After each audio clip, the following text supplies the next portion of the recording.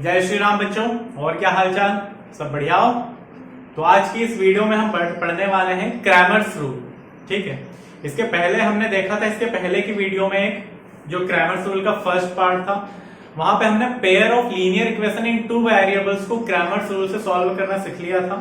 अगर कोई बच्चे इस वीडियो पे डायरेक्ट आए हैं तो डिस्क्रिप्शन में जाके वो लिंक से उस वीडियो को पहले पढ़ लेना, ठीक है, ताकि तुम्हारा जो बेसिक है वो क्लियर हो जाए। आज की इस वीडियो में हम पढ़ेंगे पार्ट सेकंड में थ्री लीनियर इक्वेशन। सही है, three linear equation in three variables को हम क्रैमर्स रूल से कैसे सॉल्व कर सकते हैं। मोस्ट आईएमपी टॉपिक है बच्चों जेडब्ल्यू एग्जाम के लिए तुम्हारे लिए। ठीक है, चलो ध्यान देते हैं। तो अगर हम सपोज कर ले कि मेरे पास three linear equation in three variables है, तो उसका जनरल फॉर्म क्या बनेगा? सबसे पहले a1x plus b1y plus c1z is equal d1। इसके पहले जो हमने वीडियो देखा था वहां पे क्लियर है हमको कि d1 हमारा होता है क्या? कांस्टेंट। ये हो गया हमारा इक्वेशन फर्स्ट। इक्वेशन सेकंड बन जाएगा a2x plus b2y plus c2z is equal d2। Similar हमारा इक्वेशन थर्ड बनेगा a3x plus b3y plus c3z is equal d3। ये हो जाएगा हमारा इक्वेशन नंबर थर्ड। पहले हम इसके फर्स्ट पार्ट में हम देख चुके हैं कि सबसे पहले हमको निकालना पड़ता है डेल्टा। और डेल कैसे निकलता है? हमारा जो वेरिएबल्स होते हैं उनके हम सारे कोफिशिएंट्स को लिख देते हैं। मतलब x का कोफिशिएंट कितने बन रहे हैं? a1 a2 a3। तो हमारा ये बन जाएगा column first a1 a2 a3। Similar y के कोफिशिएंट हमको सेकंड कॉलम देंगे b1 b2 b3। z के कोफिशिएंट हमको थर्ड कॉलम देंगे c1 c2 c3। इसको बोलते हैं हम क्या? हमारा डेल या फिर डेल्टा। डेल्टा वन कैसे निकालते हैं हम? जो डेल का फर्स्ट कॉलम है उसके तीनों एलिमेंट्स को हम d1 d2 d3 से रिप्लेस कर देंगे। तो क्या बन जाएगा हमारा delta one? d1 d2 d3। बाकी c2 और c3 सेकेंड कॉलम और third column as it is लिख देंगे। तो बन जाएगा b1 b2 b3 c1 c2 c3। Clear है यहां तक? सिमिलर डेल्टा टू कैसे फाइंड होगा? डेल्टा टू कैसे निकलेगा हमारा? Del two first column as it is लिख देते हैं a1 a2 a3। जो डेल था हमारा उसका फर्स्ट कॉलम सेम लिख दिया। इस बार हम सेकेंड कॉलम को d1 d2 d3 से रिप्लेस कर देंगे। Third column as it is लिख देते हैं c1 c2 c3। ये हमारा निकल गया डेल्टा टू। सिमिलर हमको डेल्टा थ्री फाइंड करना होगा।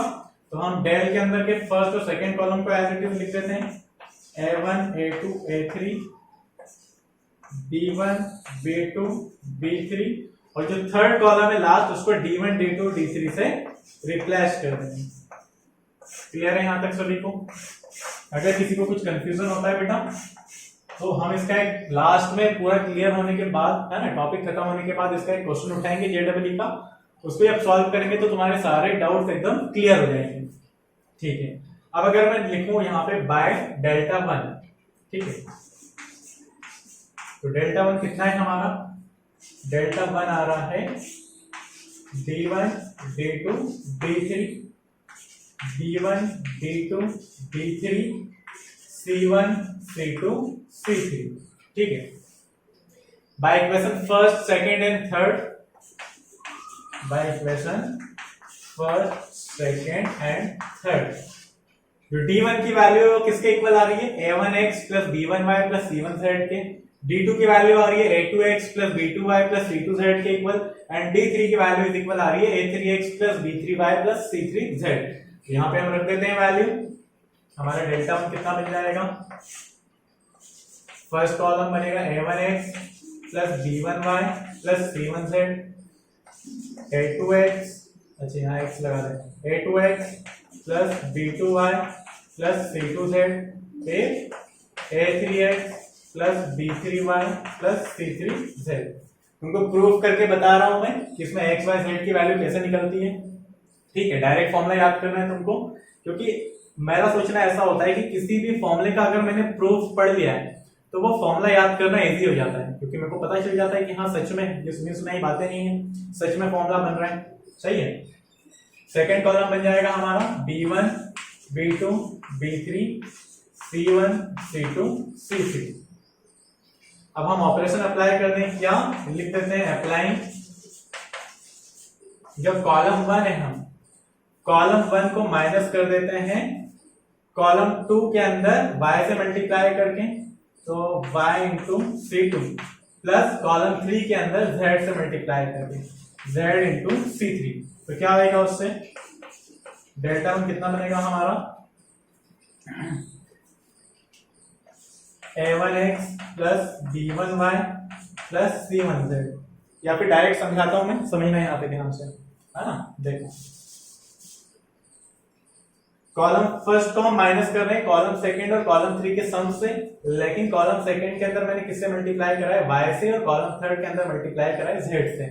तो जब मैं b1 के अंदर y से मल्टीप्लाई करूंगा और c1 के अंदर z से मल्टीप्लाई करूंगा और दोनों को ऐड करूंगा, तो क्या बनेगा, ये b1y plus c1z, b1y plus c1z को उठा के जब मैं माइनस कर दूंगा तो वैल्यू देगा कितना, a1x। सही है। सिमिलर ये क्या देगा, y से मल्टीप्लाई करूंगा तो b2y प्लस c2z, ये देखो, है ना, c2 के अंदर किससे, y से मल्टीप्लाई करना है, तो b2y प्लस c2z, तो b2y प्लस c2z को माइनस करूंगा तो ये b2y प्लस c2z कैंसिल हो जाएगा। सिमिलर b3y प्लस c3z से मल्टीप्लाई करके माइनस कर दूंगा तो बचेगा कितना, a3x। देखो a1x plus b1y plus c1z, इसको माइनस करना है अपने को किससे, y इंटू c2 मतलब b1y, प्लस माइनस क्या बना देगा ये, माइनस z इंटू c3 मतलब c1, हाँ ठीक, c1z। सही है यहाँ तक, है ना। ये कैपिटल सी है बेटा ऑपरेशन के कॉलम, है ना, कंफ्यूज मत होना। फिर क्या बनेगा हमारा, a2x plus b2y plus c2z, इसमें से माइनस हो रहा है क्या, इसके अंदर हमने कॉलम सेकंड के अंदर y से मल्टीप्लाई करा है, तो b2y तो माइनस प्लस माइनस c2z, फिर a3x plus b3y plus c3z, तो ये बन जाएगा माइनस b3y माइनस c3z। ये फर्स्ट कॉलम लिखा है हमारा, second column as it is लिख देते हैं, b1 b2 b3 c1 c2 c3। क्या करें, कैंसिल आउट,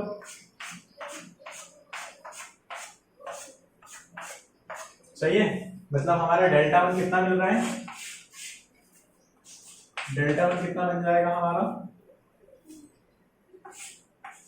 a1x a2x और a3x, फिर b1 b2 b3 c1 c2 c3।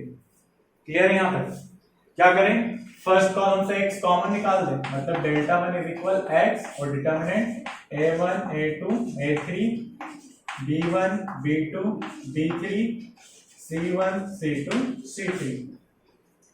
ये किसका डिटर्मिनेंट का वैल्यू निकल रहा है, डेल बन रहा है हमारा, मैच करके देखो, ये जो पूरा डिटर्मिनेंट है ये किसके इक्वल है, डेल के। तो लिख सकते हैं हम इसको क्या, delta 1 is equal x into del. अगर क्रॉस मल्टीप्लाई करके मैं x की वैल्यू निकालूंगा तो x का वैल्यू कितना बन जाएगा, डेल्टा 1 डिवाइड बाय डेल, यह हो जाएगा हमारा वेरिएबल x का वैल्यू। सिमिलर ऑपरेशन अप्लाई करके अगर मैं y की वैल्यू निकालूंगा तो y कितना बन जाएगा हमारा, डेल्टा 2 डिवाइड बाय डेल, और जो हमारा z है वो बनेगा डेल्टा 3 डिवाइड बाय डेल। इसका मतलब 3 लीनियर इक्वेशन है, 3 वेरिएबल्स में अगर मेरे को x की वैल्यू फाइंड करनी है तो मैं सबसे पहले डेल की वैल्यू फाइंड करूंगा, डेल्टा 1 की वैल्यू फाइंड करूंगा, डेल्टा 2 की वैल्यू फाइंड करूंगा, डेल्टा 3 की वैल्यू फाइंड करूंगा। x वेरिएबल का वैल्यू निकलेगा डेल्टा 1 को जब मैं डेल से डिवाइड कर दूंगा, सही है। इसके पहले जो हमने 2/2 का इक्वेशन सॉल्व करा था क्रैमर्स रूल से, उस वीडियो को देखना, वहां पे हमने x और y की वैल्यू निकाली थी। y निकलेगा डेल्टा 2 डिवाइड बाय डेल से एंड z निकलेगा डेल्टा 3 डिवाइड बाय डेल से। यहां तक लिखो, इसकी 3 कंडीशन आगे हम पढ़ते हैं।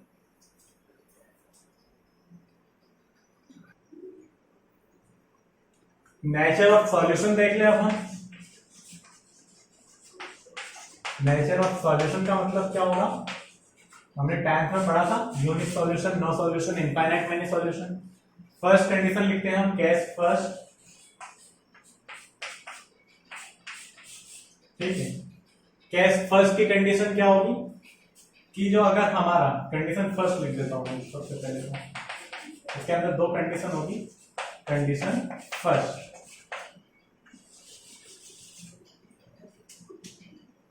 Del is not equal zero है। जब अपन डेल्टा की वैल्यू निकालेंगे और वो नॉट इक्वल जीरो आएगी, and at least one of delta one, delta two, delta three is not equal zero है। मतलब इनमें से कोई भी एक वैल्यू डेल्टा वन की या डेल्टा टू की या डेल्टा थ्री की वैल्यू जीरो के इक्वल नहीं है। ठीक है, तो किसी भी एक value delta one, delta two, delta three की जीरो के इक्वल नहीं है, तो ये कंडीशन होगी यूनिक सॉल्यूशन की।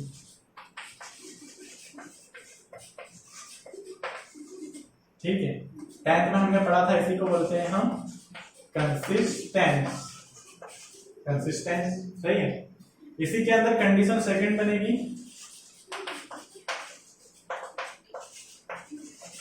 क्या होगी कंडीशन सेकंड कि del is not equal zero है, लेकिन अगर delta one is equal, delta two is equal, delta three की वैल्यू जीरो के इक्वल आ जाए, तो इसको बोलेंगे हम क्या? इसको बोलेंगे हम ट्रिवियल सॉल्यूशन। क्या बोलेंगे? Trivial solution. ये भी होगा कंसिस्टेंस।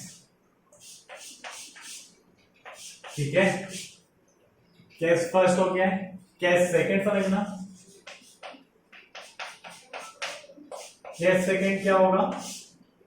इफ अगर डेल्टा की वैल्यू इज इक्वल है जीरो के, and delta one is equal, delta two is equal, delta three, इन तीनों की वैल्यू भी इज इक्वल है जीरो के। इसका मतलब क्या होगा?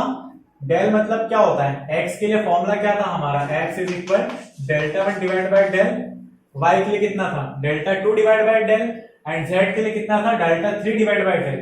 मतलब डेल की वैल्यू अगर जीरो है, मतलब डिनोमिनेटर तीनों वेरिएबल्स की वैल्यू के जीरो आएंगे, और डिनोमिनेटर जीरो इसका मतलब इनफाइनाइट। सही है, तो ये क्या होगी कंडीशन? इनफाइनाइट मैनी सॉल्यूशन की।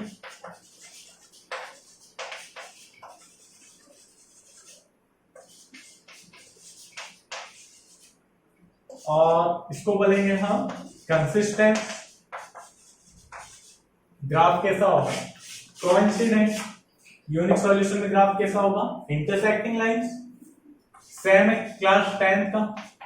केस थर्ड होगा हमारा लास्ट, इफ जो हमारा डेल है वो इज इक्वल है जीरो के। सही है, and at least one of them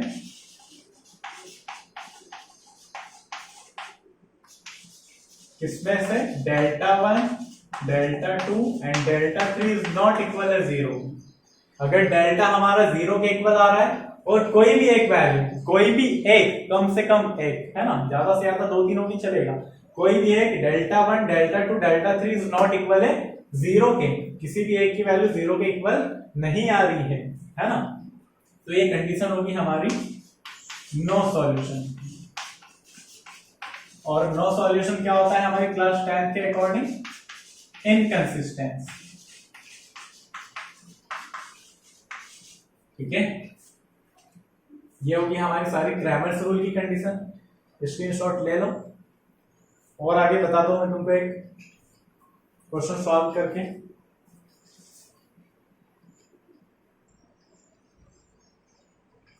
अभी जो हमने क्रैमर्स रूल देखा था वह नॉन होमोजेनियस लीनियर इक्वेशन के लिए देखा था। नॉन होमोजेनियस लीनियर इक्वेशन का मतलब क्या होता है कि जिसके अंदर जो कांस्टेंट की वैल्यू है वो नॉट इक्वल जीरो रहेगी।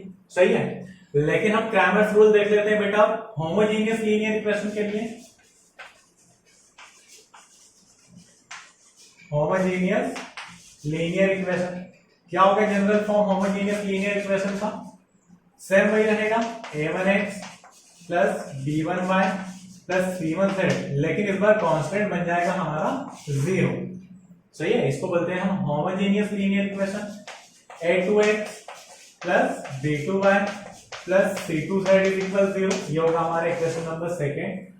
And a3x plus b3y plus c3z is equal देगा 0। ये हो जाएगा हमारा इक्वेशन नंबर 3। सही है। इसके अंदर केस फर्स्ट होगा हमारा,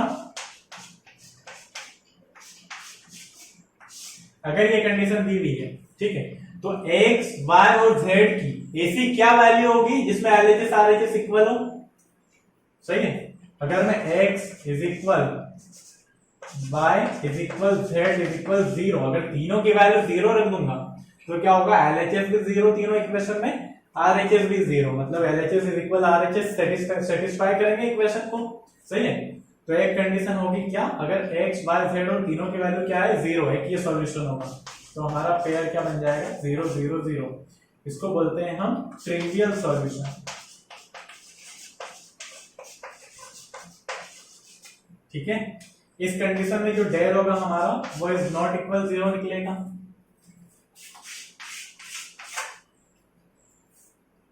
यूनिक सॉल्यूशन बोल सकते हैं क्योंकि इसका सॉल्यूशन सिर्फ 0 0 0 मिल रहा है। केस सेकंड बनेगा हमारा, क्या बनेगा केस सेकंड, कि अगर del is not equal 0, not equal, del is equal 0 है, अगर हमारा डेल्टा 0 के इक्वल आ रहा है तो इस कंडीशन में हम इसको बोलेंगे नॉन ट्रिवियल सॉल्यूशन। अभी जब क्वेश्चन सॉल्व करोगे तो बहुत बार ये वर्ड यूज होगा नॉन ट्रिवियल सॉल्यूशन, या फिर इसी को बोलते हैं हम नॉन जीरो सॉल्यूशन। किस इक्वेशन की बात कर रहे हैं हम, ये ध्यान रखना, होमोजेनियस लीनियर इक्वेशन, मतलब सारी कांस्टेंट वैल्यू 0 रहेगी। ठीक है, इतना समझ में आ गया, नोट डाउन करो यहां तक। अब हम एक क्वेश्चन उठा लेते हैं जेडब्ल्यू का।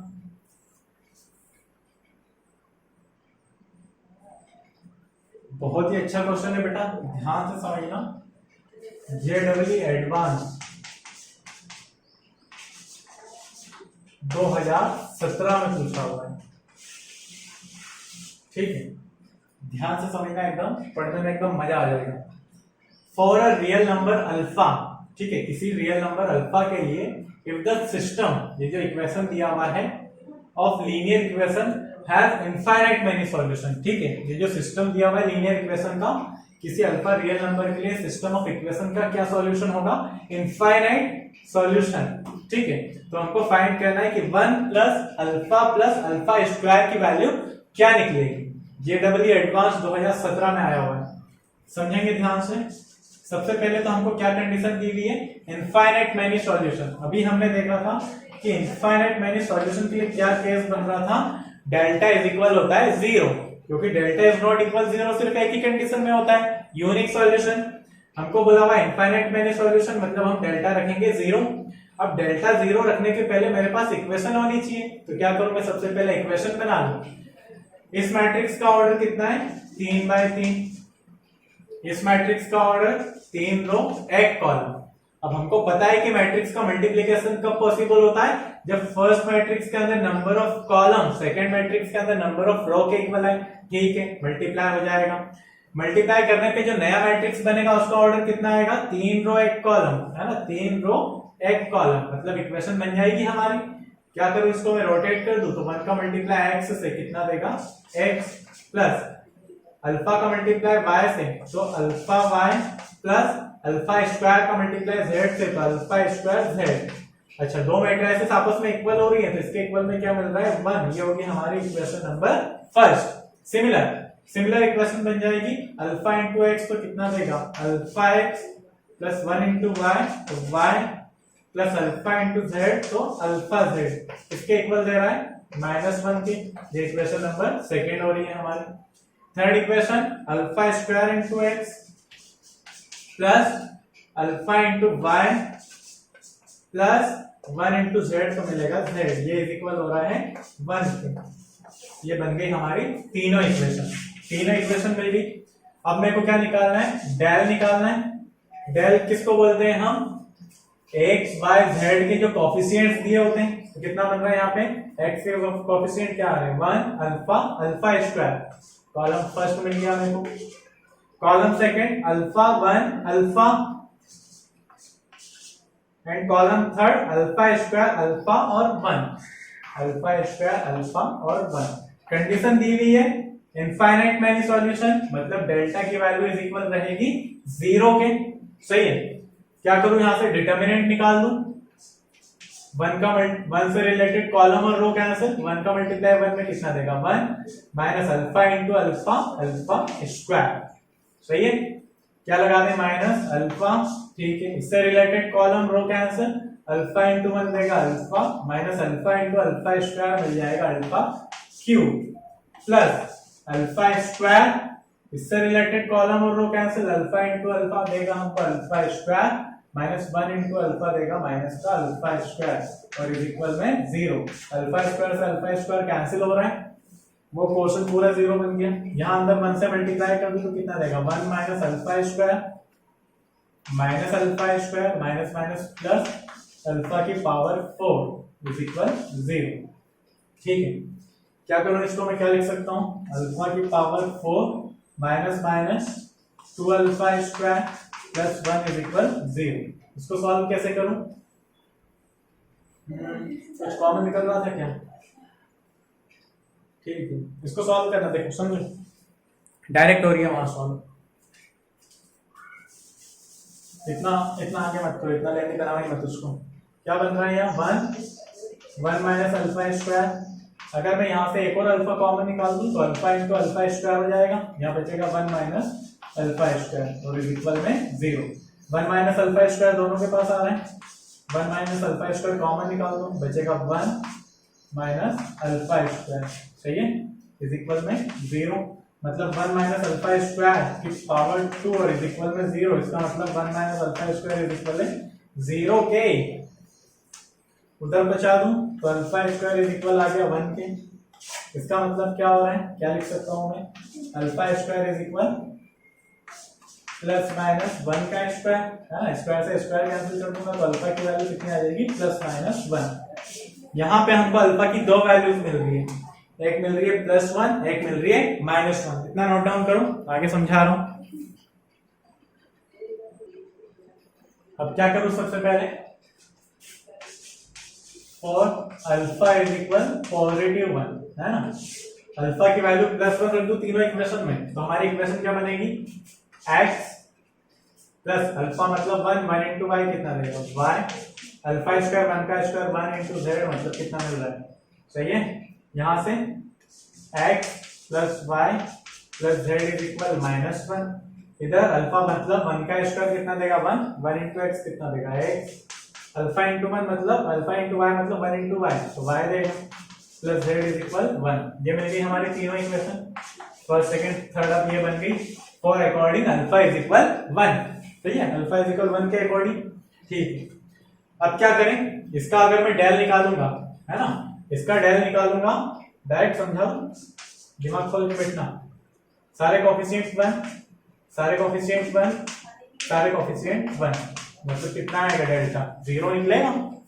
आइडेंटिकल होती है जब कोई सी भी रो या कॉलम तो डेल्टा डिटरमिनेंट 0 आता है। ठीक है, डेल्टा 1 निकालूंगा अगर मैं, तो डेल्टा 1 में क्या करेंगे, इसको d1 d2 d3 से रिप्लेस कर देंगे तो 1 -1 1, बाकी के दोनों कॉलम एज इट इज। इसका मतलब क्या है, दो कॉलम आपस में आइडेंटिकल है, मतलब इसका डिटरमिनेंट भी 0।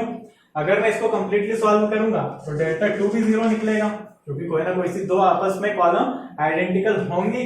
डेल्टा 3 भी कितना निकलेगा 0, मतलब ये हमारी कौन सी कंडीशन हो रही है, डेल भी 0 के इक्वल आ रहा है and delta 1 is equal delta 2 is equal delta 3, तीनों 0 के इक्वल आ रहे हैं। ठीक है, हमारा डेल कितना आ गया बेटा 0, डेल 1 डेल 2 डेल 3 तीनों 0 आ रहे हैं। अगर हमने केसेस जो पढ़े थे उसके अकॉर्डिंग जब हमारा डेल 0 होगा, डेल 1 डेल 2 डेल 3 तीनों 0 होंगे, तो ये कौन सी कंडीशन होती है, इनफाइनाइट मेनी सॉल्यूशन की। अब मैं इसको एक बार चेक करके देख लूं क्या सच में इनफाइनाइट मेनी सॉल्यूशन हो रहे हैं, कैसे करेंगे चेक। ठीक है, मैं क्या करूंगा, अगर इक्वेशन फर्स्ट को इक्वेशन सेकंड से एक बार माइनस कर दूं, है ना, यहां रफ करके बता देता हूं, इक्वेशन फर्स्ट को इक्वेशन सेकंड से माइनस कर दूं,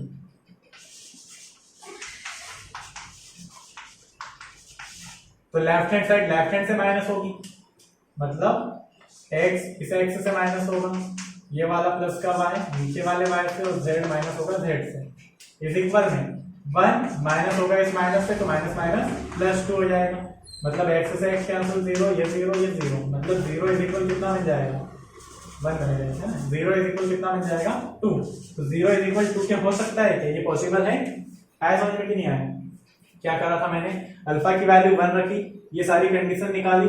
अल्फा की वैल्यू 1 रखने पे जब मैं इसका डेल निकाल रहा हूँ, डेल 1 निकाल रहा हूँ, डेल 2 निकाल रहा हूँ, डेल 3 निकाल रहा हूँ, तीनों वैल्यू 0 आ रही। मतलब यहां से मेरे को ये तो लग रहा है कि ये कंडीशन कौन सी हो रही है, इनफाइनाइट मैनी सॉल्यूशन की। लेकिन अगर मैं इक्वेशन के ऊपर ध्यान दूंगा, ठीक है, अगर मैं इन दोनों इक्वेशन को आपस में सब्ट्रैक्ट करूंगा तो LHS RHS क्या होना चाहिए, प्रूफ होना चाहिए, है ना। x की वैल्यू कितनी रखूंगा 0, y 0 z 0, x 0 y 0 z 0, तो इधर तो लेफ्ट हैंड साइड तो 0 बन जाएगा मेरा, लेकिन राइट हैंड साइड पे जब मैं माइनस करूंगा तो 1 माइनस 1 1 कितना देगा 2, और 2 इज इक्वल 0 हो सकता है क्या, नहीं। मतलब अल्फा इज इक्वल 1 के लिए इस इक्वेशन की कंडीशन क्या होगी, नो सॉल्यूशन। क्या कंडीशन दे रहा है ये, नो सॉल्यूशन की कंडीशन दे रहा है। अब मैं क्या करूं, एक बार अल्फा इज इक्वल -1 रख के देख लूं।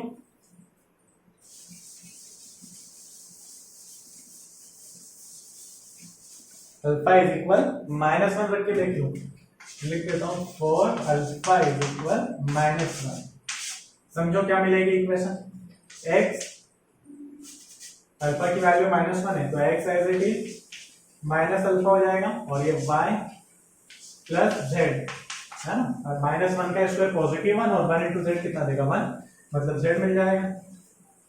फिर -x 1 हटा देता हूं, -x प्लस y और -z इज इक्वल -1। ये इक्वेशन फर्स्ट हो रहा है। अगर मैं इसमें से माइनस कॉमन निकालूं दोनों तरफ से तो ये x हो जाएगा positive, y negative, z positive और ये भी पॉजिटिव, ये होगी इक्वेशन सेकंड। थर्ड निकालूंगा अगर तो बन जाएगा कितना, x minus y plus z is equal 1। ये बन गई हमारी थर्ड कंडीशन, ठीक है। अब यहाँ पे मैं डेल्टा फाइंड करूं तो डेल्टा कितना बनेगा 1 1 1 फिर -1 -1 ये इक्वेशन को तो अपन ने अरेंज कर दिया था, है इस फॉर्म में लिख दिया सेकंड, -1 और फिर 1 1 1, मतलब आइडेंटिकल है कॉलम, डेल्टा 0 निकलेगा। अगर डेल्टा 1 निकालूंगा मैं तो d1 d2 d3 को रिप्लेस कर दूं 1 1 1 से, है ना, ये बाकी सेम वैल्यू, मतलब d1 डेल्टा 1 भी 0 आ जाएगा। सिमिलर डेल्टा 2 और डेल्टा 3 की वैल्यू भी कितनी आएगी 0, क्योंकि आइडेंटिकल कॉलम्स मिल रही है, ठीक है। ये भी कंडीशन इनफाइनाइट मैनी सॉल्यूशन की होगी, क्योंकि अल्फा इज इक्वल -1 पे भी डेल्टा 0 बन रहा है और डेल्टा 1 डेल्टा 2 और डेल्टा 3 तीनों की वैल्यू कितनी आ रही है 0, ठीक है, तीनों की वैल्यू 0 आ रही है। अब इस बार मैं वापस से इक्वेशन में ध्यान दूं जरा, ठीक है, यही थी हमारी इक्वेशन, है ना। तो अगर मैं इक्वेशन को, इक्वेशन फर्स्ट को इक्वेशन सेकंड से माइनस करूंगा तो क्या बनेगा, ये x इस माइनस एक्स से कैंसिल हो जाएगा 0 देगा, माइनस वाई और ये माइनस माइनस प्लस वाई हो जाएगा 0 देगा, z माइनस जेड कितना देगा 0, राइट हैंड साइड से माइनस होगा तो 1 माइनस 1 कितना देगा 0, मतलब कंडीशन सेटिस्फाई हो रही है, सही है। इक्वेशन सेकंड को अगर थर्ड से माइनस करूंगा तो भी 0 इक्वल 0 आ रहा है, फर्स्ट को थर्ड से माइनस करूंगा तो भी 0 इक्वल 0 आ रहा है, सही है। मतलब इसका आंसर क्या मिल रहा है, अल्फा की वैल्यू होगी -1 के इक्वल इनफाइनाइट मैनी सॉल्यूशन के लिए। अब इस कंडीशन में मेरे को वैल्यू फाइंड करनी थी 1 प्लस अल्फा स्क्वायर की, तो 1 अल्फा की वैल्यू -1 प्लस अल्फा का स्क्वायर मतलब -1 का स्क्वायर, 1 से 1 कैंसिल, -1 का स्क्वायर कितना देगा 1, तो आंसर आ जाएगा हमारा 1, मतलब अल्फा की 1 प्लस अल्फा स्क्वायर की वैल्यू किसके इक्वल होगी 1 के इक्वल, ठीक है। अगर वीडियो से तुम्हारा क्रैमर्स रूल क्लियर हो गया हो बेटा, है ना, क्रैमर्स रूल तुमको समझ में आ गया हो तो प्लीज चैनल को सब्सक्राइब कर दो, वीडियो को लाइक कर दो, अपने बाकी फ्रेंड्स के साथ शेयर कर दो, ठीक है। और इस कुछ डाउट रह गया होगा तो इसके भी कुछ क्रैमर्स रूल के ऊपर और कुछ क्वेश्चंस निकाल के उस वीडियो की लिंक तुम्हारे डिस्क्रिप्शन में डाल दूंगा, है ना, ताकि तुम इसके बाद जाके वहां से और कुछ अपने डाउट्स क्लियर कर सको, आगे के अपन और क्वेश्चन पढ़ सके क्रैमर्स रूल के।